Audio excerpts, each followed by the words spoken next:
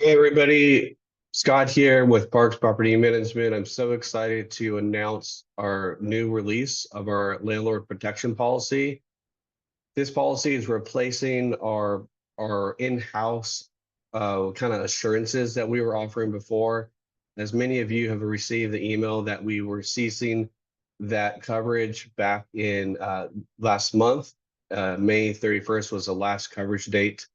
And this policy is going to be replacing it. It's far more comprehensive. It covers far more amounts. And let's get down into it. Um, you'll see in that email that I will be sending out an addendum for everybody to sign. You need to either opt in or opt out of the coverage, just so we're all on the same page and make sure we're doing exactly what you want as the owner for your properties. You can enroll one of these properties, you can enroll all of them. You just have to identify which ones, if you opt in on the form, you just need to opt in and let us know that which ones you don't. Okay. All right. So let's get down into it. So this coverage kind of fits in the middle of two policies. You have your landlord policy here, and then you have your renter's policy. So this one covers right in the middle of that. And the reason why is because your landlord policy covers, you know, fire, damage from, burst pipes, a really major storm, things of that nature. And a lot of you believe that it will cover lost rent. That's not true. You can call your agent and verify. It will cover lost rent in the event there's a claim of another item. So if there's a burst pipe, if a property burns down, that's when that lost rent kicks in. It doesn't cover if lost rent from the tenant not paying. And so one of the major benefits this policy has is it will cover 3 months of lost rent. Caveat is it does cover a maximum of $3,000 per month for 3 months. So an aggregate amount of $9,000 total. We are working with the carrier to increase this over time. Obviously, the premium may be higher at that point for higher levels, but this is the amount that they're kind of starting off with. So and it's not like you can just ask for this, 3 months miss rent and then keep the tenant there. We can only file a claim for this miss rent once we get an order from the court to evict the tenant. So if they're a month late and we're going to let them in there, we can't use that as like a piggy bank. Okay. So we have to file a claim with the courts for eviction and have to be granted that eviction. And then we'll have to submit that documentation to the insurance carrier so you can get reimbursed that lost rent. The other really big one is it covers $5,000 of an eviction. Before we covered, I believe it was $2,000 of an eviction. This one covers up to 5,000, which is more than enough for the most ugliest eviction possible. Granted, we've had really great track records with that, so there shouldn't be a problem, but we never know what happens down the road after years of a tenant living in a home. Bad divorces happen, bad health happens, just, medical things happen. And we can't control that, years on down the road after we place a tenant. So this will cover that. It will also cover, which is really nice, is the sheriff lockout fee.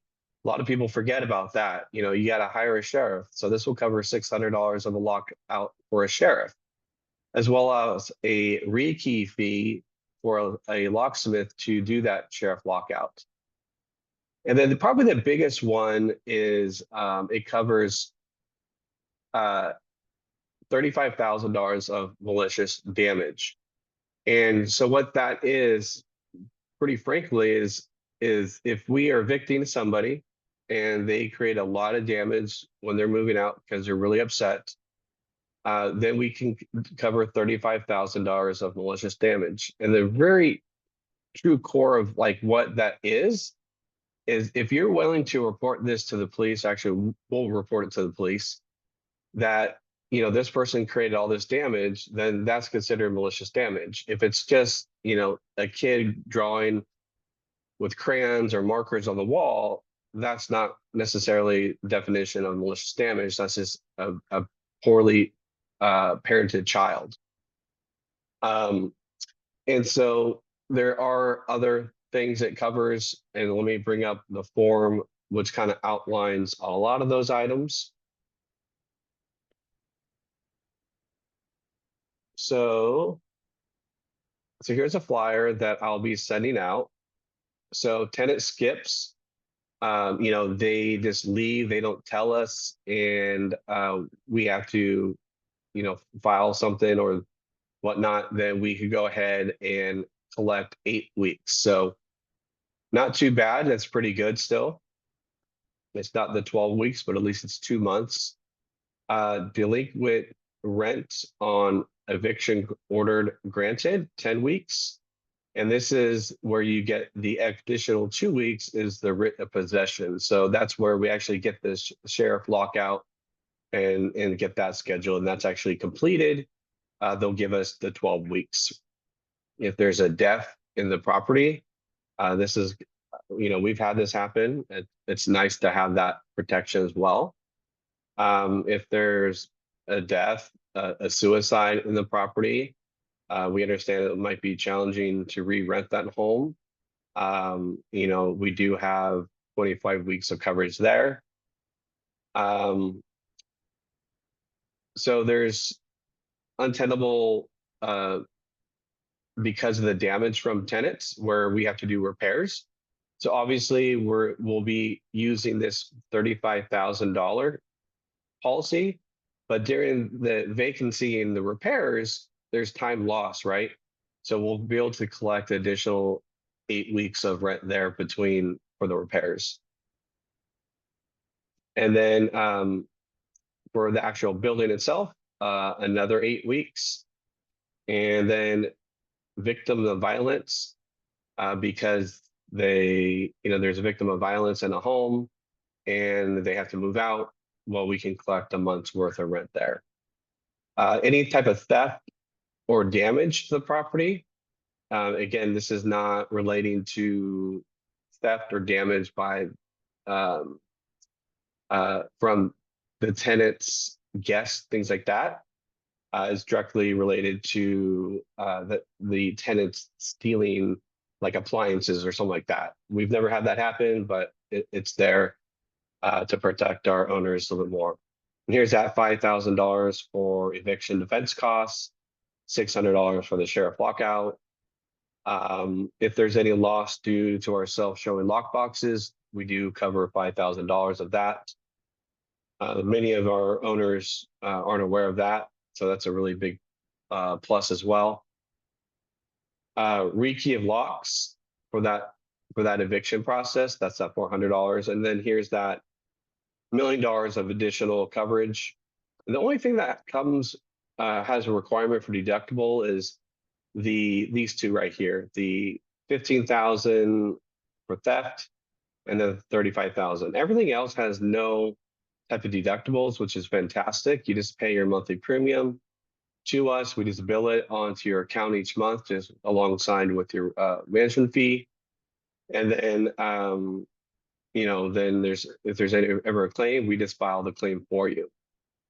Now, if there's a tenant stops paying, this fee is still going to be reoccurring. It's like a landscaping fee. It's just going to keep reoccurring as long as there's a tenant in the property. When there's a tenant out of the property, we'll go ahead and remove it and then add it back on when there's a new tenant in the property. So hopefully, if you have any questions, let me know. Let Ed know, your property manager, and we can answer those. But we will be sending out the form, and hope you find this valuable information and to be able to protect your properties. And we're always looking to better enhance our services. So if we have a great day, I'll talk to you soon.